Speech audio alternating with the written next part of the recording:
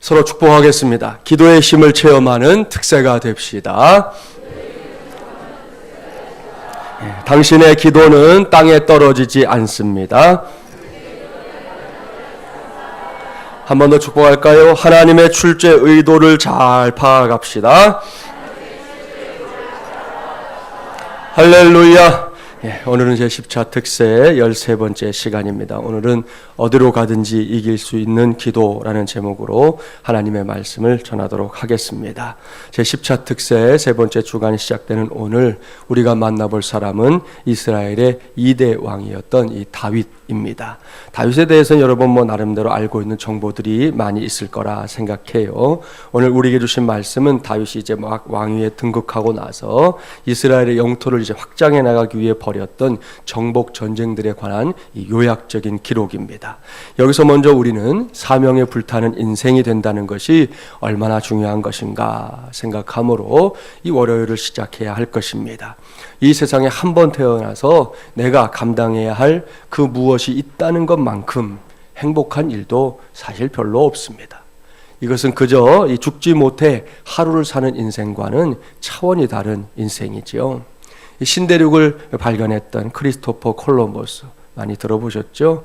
그는 미지의 세계를 탐험하기 위해 자신이 편안하게 살았던 스페인을 과감하게 떠났던 사람입니다.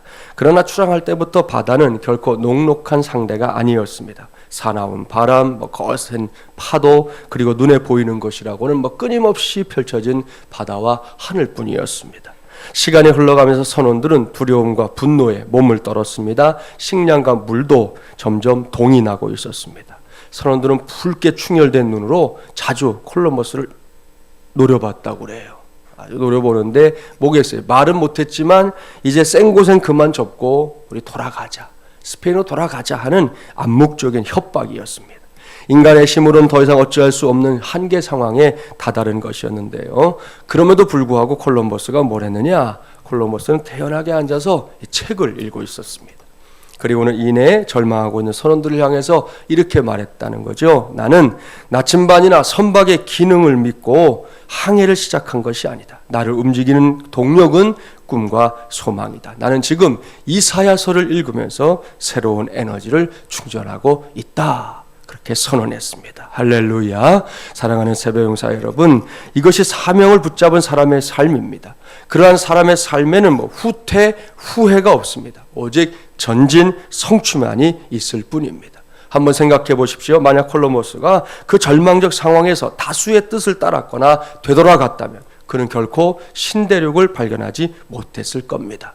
지금까지도 그렇게 했겠지만 제10차 특세를 감당하고 있는 저와 여러분 모두가 이렇게 사명을 붙잡은 사람들로 살아가게 되기를 주님의 이름으로 축복합니다. 이 새벽에도 우리가 사명이 있어서 부르셨다 하는 고백으로 이 하루를 시작하는 사람들은 분명히 복된 오늘 2월의 마지막 날인데 2월의 마지막 날을 보내게 될 줄 믿습니다. 오늘 본문도 보세요. 다윗도 마찬가지입니다. 다윗은 왕위에 오른 뒤에 무의도식하며 세월을 흘려보낸 사람이 아닙니다. 선대의 왕이 사울이었잖아요. 이제 왕정시대를 막 열어서 기반을 닦아놓은 사울왕이 이루어 놓은 곳에 슬쩍 엉덩이 하나 걸치면서 거기에 붙어 살려고 했던 그런 사람이 아니었다는 거예요. 다윗은 자신의 믿음을 이제 열정으로 도배한 사람이었습니다. 그 증거가 오늘 본문 구석구석에 고스란히 녹아 있어요. 자, 1절 말씀 함께 봉독해 볼까요?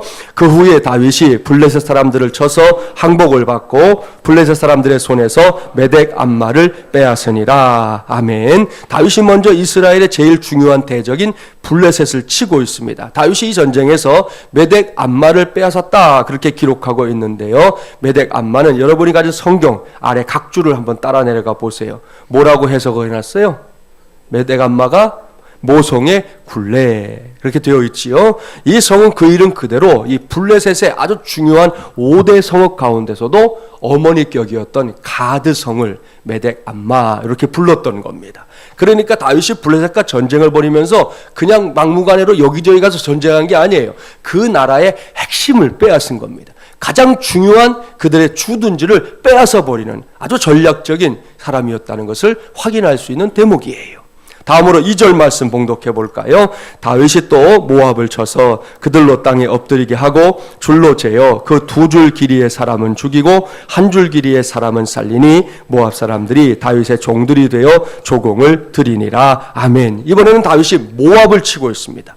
이 전쟁에서도 다윗은 승리했어요. 그래서 이 2줄 길이의 사람, 그러니까 이것은 장정들을 가리키는 것이죠. 그런 장정들은 죽이고 1줄 길이의 사람, 이것은 주로 소년들과 노약자들을 가리키는 거예요. 이런 사람들은 살려서 포로로 끌고 갔다, 성경이 기록하고 있습니다. 결국 모압 사람들은 다윗의 종이 되었습니다. 이제 막 새롭게 일어나기 시작한 나라였는데 그 나라 초반의 시기였는데도 불구하고 다른 나라로부터 조공을 받는 위치에 이르게 되었다는 거예요.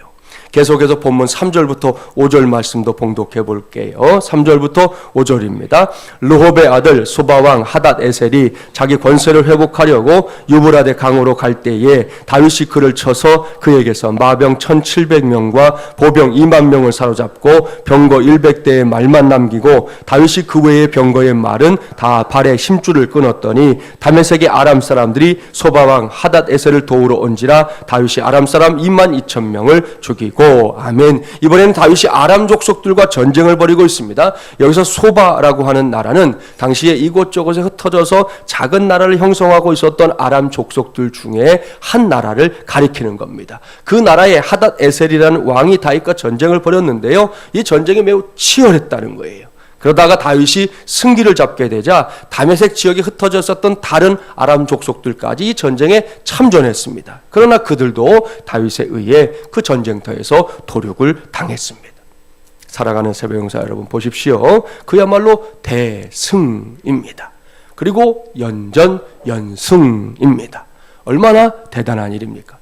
결코 아무나 이룰 수 있는 그런 위협이 아닙니다. 그런데 여기서 이제 오늘 주신 말씀을 잘 봐야 돼요. 이 말씀 속에 다윗이 이렇게 연전연승할 수 있었던 가장 중요한 비결이 무엇인지 말씀 속에 담겨 있습니다. 본문 가운데 이제 6절 말씀을 우리가 관심을 갖고 봉독합니다. 6절입니다. 다윗이 다메섹 아람에 수비대를 두매 아람 사람이 다윗의 종이 되어 조공을 바치니라. 다윗이 어디로 가든지 여호와께서 이기게 하시니라. 아멘. 할렐루야. 사랑하는 새벽용사 여러분, 바로 여기에 다윗이 대승을 거둘 수 있었던 비결이 들어있습니다. 그가 연전연승할 수 있었던 비결이 들어있습니다. 그것이 무엇입니까? 성경은 명백하게 조금도 감춘 것 없이 기록하고 있지요. 다윗이 어디로 가든지 여호와께서 이기게 하시니라. 다윗이 어디로 가든지 여호와께서 이기게 하시니라. 아멘. 이것은 하나님의 말씀입니다. 다윗이 연전연승하면서 체험한 말씀입니다. 이 말씀은 너무나 놀라운 말씀이에요. 그렇기 때문에 다윗에게서 그쳐버리면 안 된다는 것이죠. 제10차 특세의 13번째 시간인 오늘 이 시간, 저와 여러분도 함께 붙잡을 수 있는 우리 하나님의 위대한 말씀이 되기를 주님의 이름으로 축복합니다. 그렇습니다. 다윗이 대승을 거두고 연전연승할 수 있었던 궁극적인 이유는 따로 있다는 거지요. 그것은 그의 전략이 뛰어났기 때문만이 아닙니다. 이스라엘이 거대한 군사력을 갖고 있었기 때문도 아닙니다. 다윗이 가는 곳마다 대승을 거두며 연전연승할 수 있었던 최고의 비결은 따로 있습니다. 그것은 하나님께서 다윗이 어디로 가든지 그 손을 높이 들어주셨기 때문이었습니다. 그래서 승리한 겁니다. 그래서 연전연승을 해낸 것입니다. 이 말씀은 버겁고 힘든 오늘을 살아가고 있는 우리 모두에게도 매우 의미심장한 말씀이에요. 우리나라의 경우에 모든 국민들로부터 이렇게 추앙을 받는 인물을 한 사람 꼽아봐라 그러면 많은 사람들이 주저하지 않고 이순신 장군을 꼽습니다. 예수 믿지 않는 분들에게 전도할 때 이분들이 종종 시비 삼아, 또 어떤 분은 실제로 궁금해서 묻는 분들 있잖아요. 이순신 장군은 구원 받았습니까? 그럼 꼭 그 질문한 사람이 하고 많은 사람 다 놔두고 꼭 이순신 장군 얘기하더라고요. 그만큼 이순신 장군이 우리나라 사람들의 관심의 대상인데, 그 인기를 실감할 수 있었던 것이 명량이라는 영화였다는 거 다 아시죠? 한국 영화의 역사를 바꿔놓는 대기록을 세웠습니다. 아무튼 불과 이 12척의 군선으로 333척의 외국 선단을 이 물리치는 명장면, 아직도 기억하는 사람들이 많을 겁니다. 정말이지 기적과도 같은 승리였기 때문입니다. 그러나 그것은 이순신 장군의 그 생애에서 최악의 상황에서 거둔 극적인 승리일 뿐입니다. 이순신 장군은 그 전에도 항상 이 우세한 전력을 유지하면서 흩어져 있는 적을 기습하는 전략을 통해서 승리했습니다. 결국 임진왜란 7년 동안 모두 23회의 전투에서 23회 전승을 할 수 있었습니다. 해군사관학교 임원빈 교수는 이렇게 말합니다. 전쟁은 우연이 아니라 과학이다. 어찌어찌 하다 보니 이기고 지고 하는 게 아니라는 거예요. 전쟁은 가만히 들여다보면 과학이라는 거예요. 중요한 지적입니다. 승리할 만한 위치에서 승리할 조건을 두루 갖추었을 때 이길 수밖에 없는 게 전쟁이라는 말이에요. 옳습니다. 누구든지 약할 때 전쟁하면 백전백패합니다. 내가 약한데 싸우겠다고 나서면 지는 거예요. 평상시에 적보다 강한 전력과 유리한 조건을 유지해야만 그 전쟁에서 승리할 수 있는 겁니다. 사랑하는 새벽용사 여러분, 이런 관점에서 다윗의 승리를 들여다보자는 거예요. 성경은 분명히 하나님께서 다윗이 어디로 가든지 승리하게 하셨다고 기록하고 있습니다. 그렇다면 이 말씀이 다윗은 아무것도 하지 않고 가만히 있는데 하나님께서 다윗에게 일방적인 승리를 주셨다는 의미일까요? 아니라는 거죠. 우리 하나님이 제일 싫어하는 게 무의도식하는 거, 불안당이 되는 거, 땀 흘릴 줄 모르는 거. 하나님 제일 싫어하시거든요. 하나님은 그런 분이 아니기 때문에 여러분 기회가 될 때마다 다윗의 삶을 곰곰이 들여다보라는 거예요. 하나님께서 다윗에게 연전연승의 은혜를 부어주신 궁극적인 이유가 있어요. 그것이 뭐냐? 그것은 저와 여러분이 특세를 위해 오늘 이 새벽을 깨운 것처럼 다윗이 하나님께 기도하기를 힘썼던 사람이었다 하는 사실입니다. 증거를 찾아볼까요?